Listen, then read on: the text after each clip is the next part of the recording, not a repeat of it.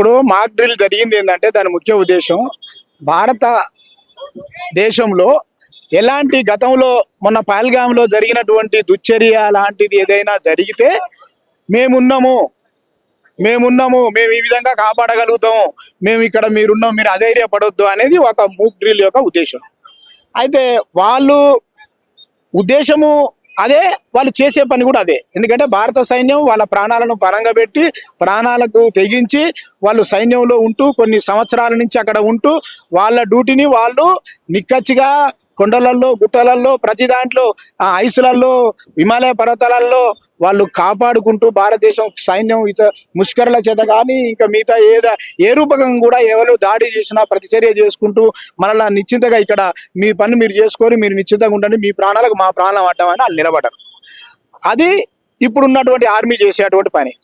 దానికి మొన్న పహల్గామ్లో అనుకోకుండా అది ఏ విధంగా జరిగిందో ఒక దుశ్చర్య, ఒక దారుణమైనటువంటి ఖండించడానికి వీల్లేనటువంటి పదాలతో ఉన్నటువంటి కూడుకున్నటువంటి దుశ్చర్య.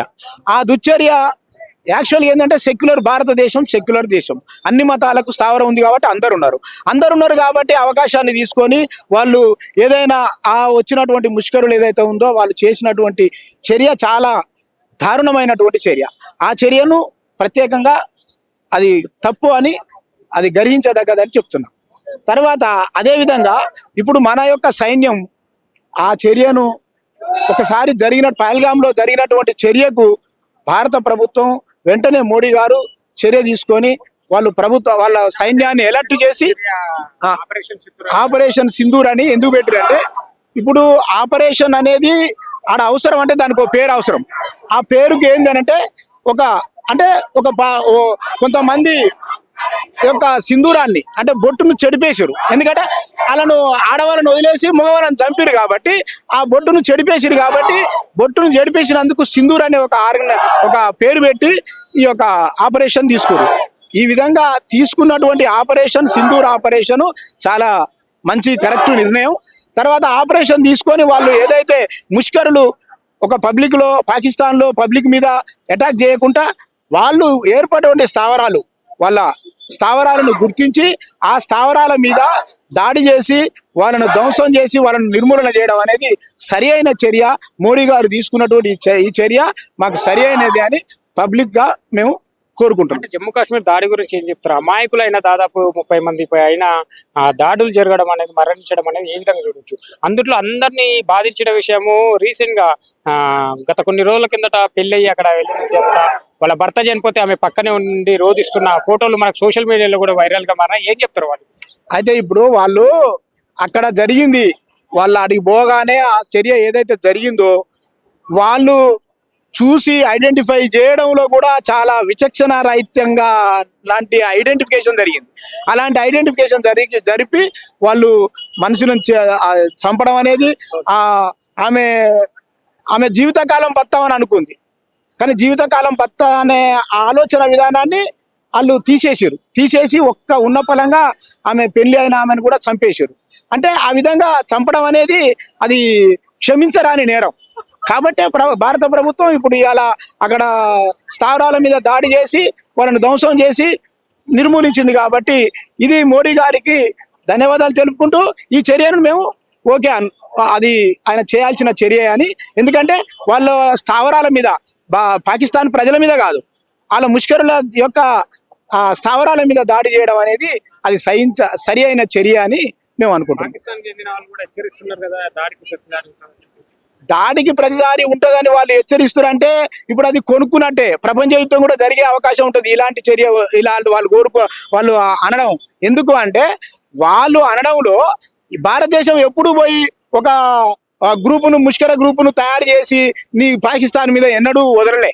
కాకుండా వాళ్ళు చేసినప్పుడు ప్రతిచర్య చేస్తుంది తప్ప వీళ్ళు ఒక గ్రూపును తయారు చేసి మాకు ఇదొకటి మేము అదొక పేరు పెట్టుకొని ఇలాంటి ఆర్గనైజేషన్లు భారతదేశం చేయలే. కాబట్టి భారతదేశం ఆ చర్యకు ప్రతిచర్య చేసినప్పుడు దానికి వాళ్ళు సహకరిస్తారని కూడా వాళ్ళు అంటున్నారు. కాబట్టి సహకరించాలి, వాళ్ళు కూడా సహకరించి ఇంకేమన్నా దొరకనోడున్నా కూడా దొరికిచ్చి వాళ్ళు కూడా పట్టించి వాళ్ళను ఖతం చేయాలి. ఎందుకంటే వాళ్ళు ప్రపంచానికి ఎప్పుడు వాళ్ళు చెడ్డ పురుగులు. అలాంటి ముష్కరులు అనేది చెడ్డ పురుగులు.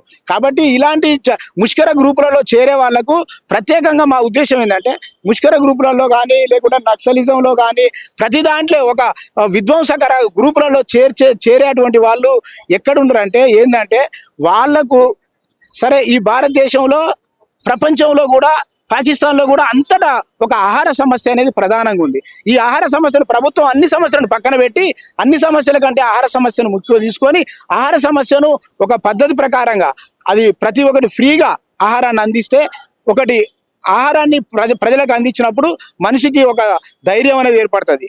ఆ ధైర్యంతో అతను బానిసత్వం వదులుకుంటాడు. బానిసత్వం వదులుకొని ఎలాంటి గ్రూపులలో చేరి ఇలాంటి పనులు చేయరు.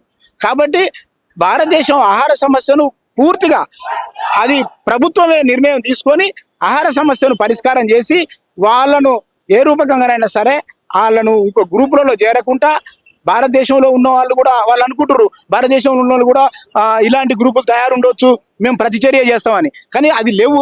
ఒకవేళ ఉన్నా కూడా అలాంటి వాళ్ళు పోవడానికి కూడా కారణం ఏముంటుంది? ఇలాంటి ఆహార సమస్య ఉంటుంది. ఈ ఆహార సమస్యను పరిష్కారం చేస్తే, అది ఆహార సమస్యను వాళ్ళు ఆలోచిస్తే ప్రభుత్వం కూడా చేయడానికి మార్గం దొరుకుతుంది. కాబట్టి ఆహార సమస్యను ప్రత్యేకంగా తొలగించి వీళ్ళు ఈ యొక్క గ్రూపులు ఇలాంటి గ్రూపులు తయారు కాకుండా, పాకిస్తాన్ లాంటి దేశాలతోని మన మీద దాడి జరగకుండా ఈ విధంగా ప్రభుత్వం కూడా నిర్ణయం తీసుకోవాలని. జమ్మూ కాశ్మీర్ ఆ దాడి తర్వాత ఒక్కసారిగా భారతదేశం ఉలికిపడిన పరిస్థితి అయితే నెలకొంది. కొన్ని ప్రపంచ దేశాలలో కొన్ని దేశాలు కూడా మనకు మద్దతుగా నిలుస్తున్నాయి. ఈ సందర్భంలో ఇక భారతీయులంతా కులాలకి, ప్రాంతాలకు, మతాలకు అతీతంగా, పార్టీలకు అతీతంగా అందరం ఐక్యమతం కావాల్సిన అవసరం ఉందంటారా? చైతన్యం కావాల్సిన అవసరం ఉందంటారా? పక్కా అది ఖచ్చితంగా ఐకమత్యంగా ఉండాలి. అది కరెక్ట్ నిర్ణయం. ఎందుకంటే మనం అనుకోకుండా ఆ రోజు వార్త వచ్చేసింది, అందరు ఆ టైము అది జరగగానే ప్రపంచం మొత్తం ప్రపంచ దేశాలకు పోయింది, మనకు వచ్చినప్పుడు మనం అందరము ఎందుకంటారు, ఈ చర్య అనేది వాళ్ళు చేసినటువంటి చర్య అనేది దుర్మార్గమైనటువంటి ఆలోచన విధానం, దుర్మార్గమైన చర్య. అలాంటి చర్య జరగకూడదు కాబట్టి ప్రతి ఒక్కరు అదే కోరుకుంటున్నాం. అది కోరుకునేది అదే. ఎందుకంటే ఆ దుర్మార్గమైన ఆలోచన విధానం కానీ ఆ యొక్క విధానం అనేది సరి అయినది కాదు కాబట్టి అందరూ కోరుకున్నారు. కాబట్టి అది వాళ్ళు కోరుకోవడంలో తప్పు లేదు, దాన్ని అనుసరించడంలో ప్రభుత్వానికి తప్పు లేదు. దాన్ని అనుసరించి ప్రభుత్వాన్ని ఈ యొక్క కార్యక్రమాన్ని తొలగించడం కూడా తప్పులేదు. అట్లా చివరిగా ఏం చెప్తారు? ఇక్కడ మన మధ్యలో ప్రాంతాల వారిగా, కులాల వారిగా విభేదాలు ఉంటాయి, కానీ అక్కడ చంపేవాడు నీ మతమే మతం అని చెప్పి మతం అడిగి చంపడం అనేది చాలా దారుణమైన విషయం. ఏం చెప్తారు? ఇప్పుడు భారతదేశంలో సెక్యులర్ దేశం కాబట్టి ఆ మతం ఈ మతం కలిసి ఉన్నా అన్నాడు. అక్కడికి పోయినాక ఒకటే మతం కాబట్టి ఆ మతం యొక్క ఉద్దేశాలు బాగా వాళ్ళ లోపల, ఇప్పుడు మతం వేరు, మనిషి సంస్కృతి బతికే విధానం వేరు. ఇప్పుడు మతాన్ని సంస్కృతిని కలిపినప్పుడు ఏమవుతుందంటే, మతపరమైనటువంటి ఆలోచన విధానంలో వాళ్ళు బతురు. కాబట్టి మతపరమైనటువంటి ఆలోచన విధానం వాళ్ళు ఈ రూపకంగానే తయారవుతారు. అది మతం వలన అది నా మతం నేను అనేది ఆలోచన విధానం ఉంది. అది సరైన ఆలోచన విధానం కాదు. ఎందుకంటే మన భారతదేశంలో సెక్యులర్ ప్రభుత్వం కాబట్టి, సెక్యులర్ విధానం కాబట్టి, సెక్యులర్ అన్ని మతాలకు సమానత్వం ఉంది కాబట్టి మన ఆలోచన విధానం అన్ని మతాలు మనకు కూడా ఆ ముస్లిం మతం అయినా హిందూ మతం అయినా అన్ని సమానమని మనం అనుకుంటున్నాం. వాళ్ళు అనుకోవట్లేదంటే కారణం ఏంటంటే ఒకే దేశం ఒకే మతం ఉండబట్టే ఆ విధమైనటువంటి ఆలోచన ధోరణి వాళ్ళలో కలిగింది.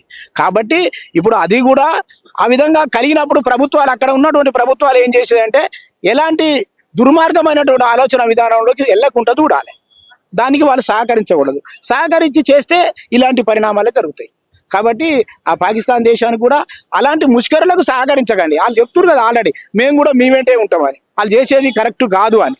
కాబట్టి అదే వాళ్ళు ఆచరించాలి, అదే మనం చేయాలి. మనం కూడా కోరుకునేది అది. ఇప్పుడు మాక్ డ్రిల్ జరిగింది ఏంటంటే దాని ముఖ్య ఉద్దేశం, భారత దేశంలో ఎలాంటి గతంలో మొన్న పహల్గామ్లో జరిగినటువంటి దుశ్చర్య లాంటిది ఏదైనా జరిగితే మేమున్నాము, మేము ఈ విధంగా కాపాడగలుగుతాము, మేము ఇక్కడ మీరున్నాం, మీరు అధైర్యపడొద్దు అనేది ఒక మూక్ డ్రిల్ యొక్క ఉద్దేశం.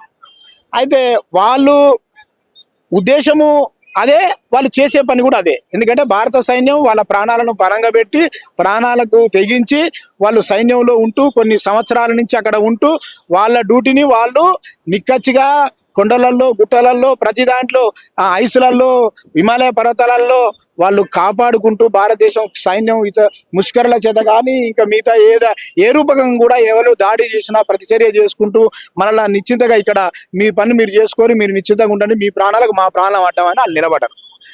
అది ఇప్పుడు ఉన్నటువంటి ఆర్మీ చేసేటువంటి పని. దానికి మొన్న పహల్గామ్లో అనుకోకుండా అది ఏ విధంగా జరిగిందో ఒక దుశ్చర్య, ఒక దారుణమైనటువంటి ఖండించడానికి వీల్లేనటువంటి పదాలతో కూడుకున్నటువంటి దుశ్చర్య. ఆ దుశ్చర్య యాక్చువల్గా ఏంటంటే సెక్యులర్ భారతదేశం, సెక్యులర్ దేశం, అన్ని మతాలకు స్థావరం ఉంది కాబట్టి అందరు ఉన్నారు కాబట్టి అవకాశాన్ని తీసుకొని వాళ్ళు ఏదైనా ఆ వచ్చినటువంటి ముష్కరులు ఏదైతే ఉందో వాళ్ళు చేసినటువంటి చర్య చాలా దారుణమైనటువంటి చర్య. ఆ చర్యను ప్రత్యేకంగా అది తప్పు అని అది గ్రహించదగ్గదని చెప్తున్నాం. తర్వాత అదేవిధంగా ఇప్పుడు మన యొక్క సైన్యం ఆ చర్యను ఒకసారి పహల్గామ్లో జరిగినటువంటి చర్యకు భారత ప్రభుత్వం వెంటనే మోడీ గారు చర్య తీసుకొని వాళ్ళ సైన్యాన్ని అలర్ట్ చేసి ఆపరేషన్ సింధూర్ అని ఎందుకు పెట్టారంటే, ఇప్పుడు ఆపరేషన్ అనేది ఆడ అవసరం అంటే దానికి ఒక పేరు అవసరం. ఆ పేరుకి ఏంటంటే కొంతమంది యొక్క సింధూరాన్ని అంటే బొట్టును చెడిపేశారు. ఎందుకంటే వాళ్ళను ఆడవాళ్ళను వదిలేసి మగవాళ్ళని చంపారు కాబట్టి ఆ బొట్టును చెడిపేశారు. కాబట్టి బొట్టును చెడిపేసినందుకు సింధూర్ అనే ఒక పేరు పెట్టి ఈ యొక్క ఆపరేషన్ తీసుకున్నారు. ఈ విధంగా తీసుకున్నటువంటి ఆపరేషన్ సింధూర్ ఆపరేషన్ చాలా మంచి కరెక్ట్ నిర్ణయం.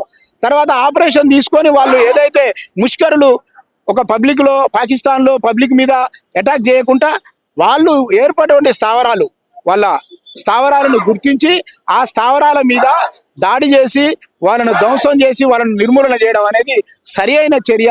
మోడీ గారు తీసుకున్నటువంటి ఈ చర్య మాకు సరి అయినది అని పబ్లిక్ గా మేము కోరుకుంటున్నాం. జమ్మూ కాశ్మీర్ దాడి గురించి ఏం చెప్తారు? అమాయకులైన దాదాపు 30 మంది అయినా దాడులు జరగడం అనేది, మరణించడం అనేది ఏ విధంగా చూడొచ్చు?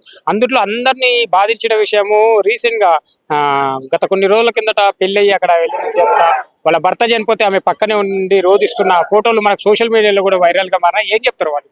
అయితే ఇప్పుడు వాళ్ళు అక్కడ జరిగింది, వాళ్ళు అడిగి పోగానే ఆ చర్య ఏదైతే జరిగిందో వాళ్ళు చూసి ఐడెంటిఫై చేయడంలో కూడా చాలా విచక్షణ రహితంగా లాంటి ఐడెంటిఫికేషన్ జరిగింది. అలాంటి ఐడెంటిఫికేషన్ జరిపి వాళ్ళు మనుషులను చంపడం అనేది ఆమె జీవితకాలం బతామని అనుకుంది. కానీ జీవితకాలం బతా అనే ఆలోచన విధానాన్ని వాళ్ళు తీసేసి ఒక్క ఉన్న పలంగా ఆమె పెళ్లి అయిన ఆమెను కూడా చంపేశారు. అంటే ఆ విధంగా చంపడం అనేది అది క్షమించరాని నేరం. కాబట్టి భారత ప్రభుత్వం ఇప్పుడు ఇవాళ అక్కడ స్థావరాల మీద దాడి చేసి వాళ్ళని ధ్వంసం చేసి నిర్మూలించింది. కాబట్టి ఇది మోడీ గారికి ధన్యవాదాలు తెలుపుకుంటూ ఈ చర్యను మేము ఓకే అది ఆయన చేయాల్సిన చర్య అని. ఎందుకంటే వాళ్ళ స్థావరాల మీద పాకిస్తాన్ ప్రజల మీద కాదు, వాళ్ళ ముష్కరుల యొక్క స్థావరాల మీద దాడి చేయడం అనేది అది సరి అయిన చర్య అని మేము అనుకుంటున్నాం. దాడికి ప్రతిసారి ఉంటుందని వాళ్ళు హెచ్చరిస్తున్నారంటే ఇప్పుడు అది కొనుక్కున్నట్టే. ప్రపంచ యుద్ధం కూడా జరిగే అవకాశం ఉంటుంది ఇలాంటి చర్య, ఇలాంటి వాళ్ళు అనడం.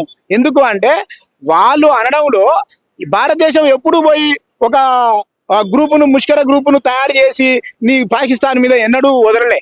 కాకుండా వాళ్ళు చేసినప్పుడు ప్రతిచర్య చేస్తుంది తప్ప వీళ్ళు ఒక గ్రూపును తయారు చేసి మాకు ఇదొకటి మేము అదొక పేరు పెట్టుకొని ఇలాంటి ఆర్గనైజేషన్లు భారతదేశం చేయలే. కాబట్టి భారతదేశం ఆ చర్యకు ప్రతిచర్య చేసినప్పుడు దానికి వాళ్ళు సహకరిస్తారని కూడా వాళ్ళు అంటున్నారు. కాబట్టి సహకరించాలి, వాళ్ళు కూడా సహకరించి ఇంకేమన్నా దొరకనోడున్నా కూడా దొరికిచ్చి వాళ్ళు కూడా పట్టించి వాళ్ళను ఖతం చేయాలి.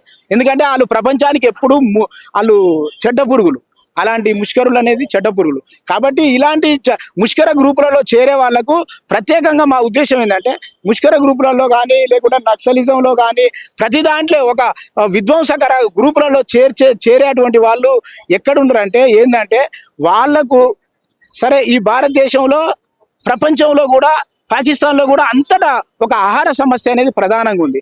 ఈ ఆహార సమస్యను ప్రభుత్వం అన్ని సమస్యలను పక్కన పెట్టి అన్ని సమస్యల కంటే ఆహార సమస్యను ముఖ్యంగా తీసుకొని ఆహార సమస్యను ఒక పద్ధతి ప్రకారంగా అది ప్రతి ఒక్కటి ఫ్రీగా ఆహారాన్ని అందిస్తే ఒకటి ఆహారాన్ని ప్రజలకు అందించినప్పుడు మనిషికి ఒక ధైర్యం అనేది ఏర్పడుతుంది. ఆ ధైర్యంతో అతను బానిసత్వం వదులుకుంటాడు. బానిసత్వం వదులుకొని ఎలాంటి గ్రూపులలో చేరి ఇలాంటి పనులు చేయరు. కాబట్టి భారతదేశం ఆహార సమస్యను పూర్తిగా అది ప్రభుత్వమే నిర్ణయం తీసుకొని ఆహార సమస్యను పరిష్కారం చేసి వాళ్ళను ఏ రూపకంగానైనా సరే వాళ్ళను ఇంకో గ్రూపులలో చేరకుండా, భారతదేశంలో ఉన్న వాళ్ళు కూడా వాళ్ళు అనుకుంటారు భారతదేశంలో ఉన్న వాళ్ళు కూడా ఇలాంటి గ్రూపులు తయారుండొచ్చు, మేము ప్రతిచర్య చేస్తామని. కానీ అది లేవు. ఒకవేళ ఉన్నా కూడా అలాంటి వాళ్ళు పోవడానికి కూడా కారణం ఏముంటుంది? ఇలాంటి ఆహార సమస్య ఉంటుంది. ఈ ఆహార సమస్యను పరిష్కారం చేస్తే అది ఆహార సమస్యను వాళ్ళు ఆలోచిస్తే ప్రభుత్వం కూడా చేయడానికి మార్గం దొరుకుతుంది. కాబట్టి ఆహార సమస్యను ప్రత్యేకంగా తొలగించి వీళ్ళు ఈ యొక్క గ్రూపులు ఇలాంటి గ్రూపులు తయారు కాకుండా పాకిస్తాన్ లాంటి దేశాలతో మన మీద దాడి జరగకుండా ఈ విధంగా ప్రభుత్వం కూడా నిర్ణయం తీసుకోవాలని. జమ్మూ కాశ్మీర్ ఆ దాడి తర్వాత ఒక్కసారిగా భారతదేశం ఉలికిపడిన పరిస్థితి అయితే నెలకొంది. కొన్ని ప్రపంచ దేశాలలో కొన్ని దేశాలు కూడా మనకు మద్దతుగా నిలుస్తున్నాయి.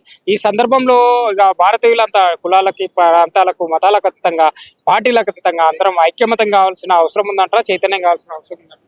పక్కా అది ఖచ్చితంగా ఐకమత్యంగా ఉండాలి. అది కరెక్ట్ నిర్ణయం. ఎందుకంటే మనం అనుకోకుండా ఆ రోజు వార్త వచ్చేసింది, అందరు అనుకోలే. ఆ టైము అది జరగగానే మొత్తం ప్రపంచ దేశాలకు పోయింది, మనకు వచ్చినప్పుడు మనం అందరము ఎందుకంటారు ఈ చర్య అనేది, వాళ్ళు చేసినటువంటి చర్య అనేది దుర్మార్గమైనటువంటి ఆలోచన విధానం, దుర్మార్గమైన చర్య. అలాంటి చర్య జరగకూడదు కాబట్టి ప్రతి ఒక్కరు అదే కోరుకుంటున్నాం. అది కోరుకునేది అదే.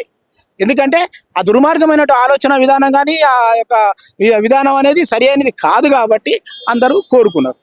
కాబట్టి అది వాళ్ళు కోరుకోవడంలో తప్పులేదు, దాన్ని అనుసరించడంలో ప్రభుత్వానికి తప్పులేదు. దాన్ని అనుసరించి ప్రభుత్వాన్ని ఈ యొక్క కార్యక్రమాన్ని తొలగించడం కూడా తప్పులేదు.